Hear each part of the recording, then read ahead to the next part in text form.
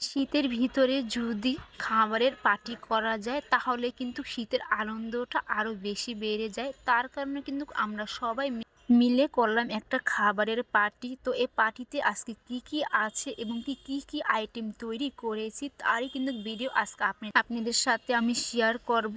আর আমরা কিন্তু এই প্রথম কিন্তু মার্কেটের ভিতরে এত বড় একটা খাবারের আয়োজন করলাম, তাও আবার সবাই মিলে একসাথে বসে খেয়েছি। তো এই আনন্দটাই কিন্তু আজকে আপনাদের সাথে আমি শেয়ার করব। আর সত্যি বলতে কি যে এত খাবার দিয়ে কিন্তু আমার মুখে পানি এসে পড়েছিল, কারণ কি এত ভর্তার আইটেম ছিল ভাইরে ভাই, বলতে দেখেই কিন্তু আমাদের প্রত্যেকটা মানুষের মন ভরে গেছে।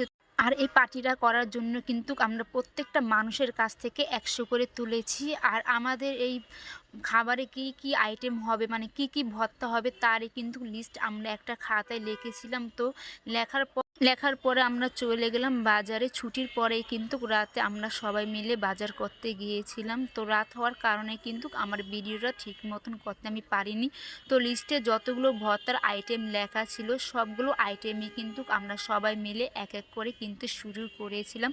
যেহেতু আমাদের একটু মানুষ বেশি ছিল সেই কারণে কিন্তু আমরা বাজারও একটু বেশি করেছিলাম। তো চলে গেলাম শুটকির দোকানে। এখানে কিন্তু চাপা শুটকি আর ইচা শুটকি কেনার পর আমরা চলে গেলাম আলু পেঁয়াজের এবং কি রসুনের দোকানে। যেহেতু ভর্তা বানাবো সেখানে কিন্তু অনেক রকমেরই আপনার ভর্তার আইটেম হবে, তার কারণে কিন্তু আপনার সমস্ত জিনিসগুলো কিন্তু আমাদের একটু বেশি বেশি করে বাজার করতে হবে।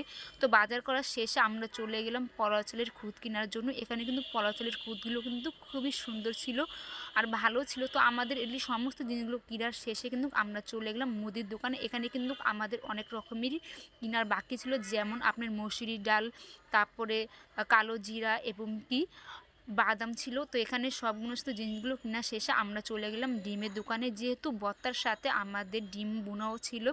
তো ডিম কেনা শেষে কিন্তু আমরা চলে গেলাম যার যার বাড়িতে। আর এই বাজারটা করতে কিন্তু আমাদের খুবই দেরি হয়ে গেছিলো, মানে রাতে 10টা বেজে গেছে।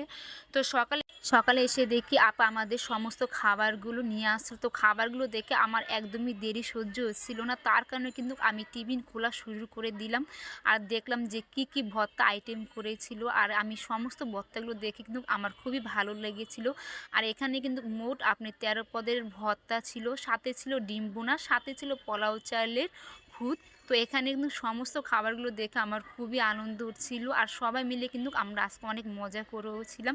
তো এখানে কিন্তু সোহেল ভাই আমাদের সমস্ত খাবারগুলো এক এক করে বেড়ে দিয়েছিল। আর যারা যারা আমাদের দোকানে আসতে পারেনি, মানে টাকা দিয়েছিল কিন্তু দোকানে এসে খেতে পারেনি, তাদের খাবার কিন্তু আমরা দোকানে দিয়ে এসেছিলাম। আর বাকি খাবারগুলো কিন্তু আমরা যারা একসাথে ছিলাম সমস্ত মানুষগুলো কিন্তু একসাথে বসে বসে খেয়েছি। আর সত্যি বলতে কি যে একসাথে খাওয়াটা কিন্তু মজায় অন্যরকম আলাদা একটা।